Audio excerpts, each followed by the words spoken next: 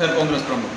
ગઈકાલે ભચાઉ નગરપાલિકાના તંત્ર દ્વારા ગલી ગામ બજારની અંદર ફરી અને જે નાના ધંધાર્થીઓ છે, જેઓ રેકડી ઉપર કંઈ વેચી રહ્યા છે, કોઈ શાકભાજી વેચે છે, ડુંગળી લસણ વેચે છે, કોઈ નાના એવા રમકડાનો ધંધો કરે છે રેકડીથી, કોઈ પાથરના પાથરીને બેઠા છે, અને આ સિવાય કોઈ એવા મજૂર છે બિચારા જે ખાસ સવારના પંચરનો ધંધો કરે છે, રોડ રસ્તા ઉપર જ ચાલવાના ધંધા, કોઈ બૂટ પાલિશનો કરે છે, બૂટ ચપ્પલ સાંધવાનો કરે છે. એમને એવી ચેતવણી આપી કે તાત્કાલિક અસરથી તમે આ દબાણો હટાવી લેજો, નહીંતર નગરપાલિકા પોતાના ખર્ચે તમારો દબાણ ઉપાડી અને ફેંકી દેશે. તો મારે નગરપાલિકાને એટલું કહેવાનું છે, અમે અધિકારીઓને પણ આ બાબતે મળેલા છીએ. અધિકારીઓએ કીધેલું છે કે આ જવાબદારી નગરપાલિકાની છે. નગરપાલિકા એટલે ભારતીય જનતા પાર્ટીના 28 ચૂંટાયેલા સદસ્યોની.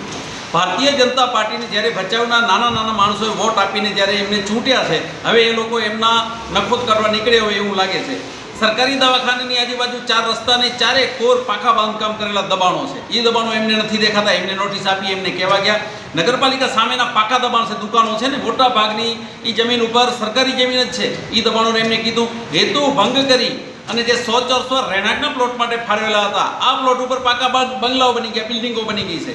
જલારામ સોસાયટીની બહાર નીકળી એટલે એ વોકડો હતો, એ વોકડો પૂરી, એના ઉપર બિલ્ડિંગો બની, કોઈ મંજૂરી નહીં.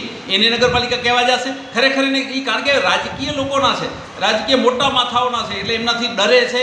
અને આ સિવાય જૂના બસ સ્ટેન્ડ પાસે PWDના બિલ્ડિંગો હતી. આ બિલ્ડિંગોનો નાશ કરી અને જે ભાજપના કોઈક આગેવાને પોતાની દુકાનો ખણકી દીધી છે. અરે 25-25, 30-30 હજાર ભાડા લઈ રહ્યા છે.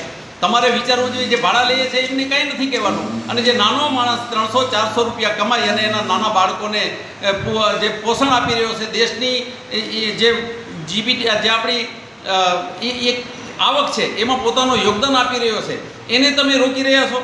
જૂનાવાળા સરકારી જમીન ઉપર ભાજપના આગેવાને બિલ્ડિંગો બનાવી, મકાનો બનાવ્યા છે. એમને કેમ ના પાડતા નથી? આ સિવાય કેટલાય દૂધી રોડ ઉપર પાકા બિલ્ડિંગો બાંધકામો બની ગયા છે. તો ભચાઉ નગરપાલિકાએ, અને ખાસ તો મને દુઃખ થાય છે કે અમારા દલિત સમાજના પ્રમુખ, અમારા માટે ગૌરવ છે, એને આગળ કરી એના ઉપર દોષનો ટોપલો ઢોળવા માગે છે ભાજપ. તો ભાજપને વિચારવું જોઈએ. દલિત આગેવાન જ્યારે પ્રમુખ છે, એના અગાઉના પ્રમુખોમાં કેમ તમે આ દબાણો બાબતે આગળ ના આવ્યા? કારણ કે દોષનો ટોપલો નાના માણસ ઉપર આવે. કારણ કે મૂળ તો અમારી આખી સમાજ છે, દલિત સમાજ. આ સમાજ પણ મજૂર નાનો વર્ગ હોવાને કારણે એને અકારો થવાનું થાય. આપણી સાદી ભાષામાં કહીએ તો લોકોને રોષનો ટોપલો એમના ઉપર ઢોળવા માંગે છે. ભાજપના 28 નગર સેવકોને ભચાઉ નગરના લોકોએ જ્યારે ચૂંટ્યા છે તો એ ગરીબોની નુકસાન પહોંચાડવાનો પ્રયત્ન કરી રહ્યા છે. એને કોંગ્રેસ સાંખી નહીં લે. તોડવા જોઈએ તો મેં તમને ગણાવી દીધા, એ તમામ પાકા દબાણો તોડવાની શરૂઆત કરો. નગર પણ ખુશ થશે અને ગરીબ માણસને પણ એમ થશે કે ના, મારો ભલે તૂટ્યો પણ સામે બીજાના પણ તૂટ્યા જે ગેરકાયદેસર છે. તો પાકા બાંધકામ જે પાયાથી કરીને પાકા છે એને તોડો. 20-25-50 હજાર, લાખ, 2-5 લાખ મહિને ભાડા વસૂલી રહ્યા છે. આ ભાડા વસૂલતા લોકોને જે દબાણો છે એ દૂર કરી અને ગરીબોને ન્યાય અપાવો એવી અમારી વિનંતી છે. અન્યથા આના પરિણામો ભોગવવા માટે ભાજપને તૈયાર રહેવું પડશે.